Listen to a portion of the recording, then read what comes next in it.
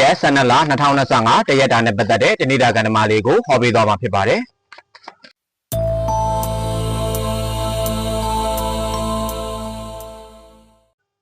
တနေ့တာလုံးစိတ်ကူးရင်နေတဲ့စိတ်ကပုံများပါလိမ့်မယ်မျောလင်းချက်အိမ်မက်တွေအကြောင်းကိုတွေးနေမိတတ်တယ်အခွင့်အရေးနှစ်ခုပေါ်လာလိမ့်မယ်တေချာချိန်ဆပြီးတော့ရွေးချယ်ဖို့လိုအပ်တယ်စိတ်ရဲ့ငြိမ်းအေးမှုနဲ့လွတ်မြောက်မှုကိုရှာဖွေတွေ့ရှိတတ်တယ်ပုံမှန်နေ့တစ်နေ့ထက်ပိုပြီးတော့ပေါ်ပါနေတတ်တယ်ဒီနေ့အတွက်ဆောင်းရှောင်းမဲ့ရာကတော့ဒီနေ့မှာကိုယ့်အတွက်မကောင်းခဲ့တဲ့သူဖြစ်ပေမဲ့လည်းကိုကတန်းတမမောရတဲ့သူတွေနဲ့ပြန်လည်ဆုံတွေ့ရတတ်တယ်အဲ့ဒီအခါမှာကိုယ့်ဘက်ကနေပြီးတော့သူ့စီကိုပြန်ပါမသွားဖို့လိုအပ်တယ်ကိုချီးမွမ်းပြီးကျေးဇူးတင်လိုက်ပါ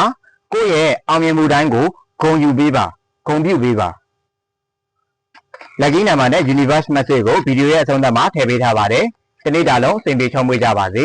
ဗီဒီယိုကိုအဆုံးနဲ့ထိကြည့်ပေးတဲ့အတွက်ကြောင့်မို့လို့အားလုံးကိုကျေးဇူးတင်ပါတယ်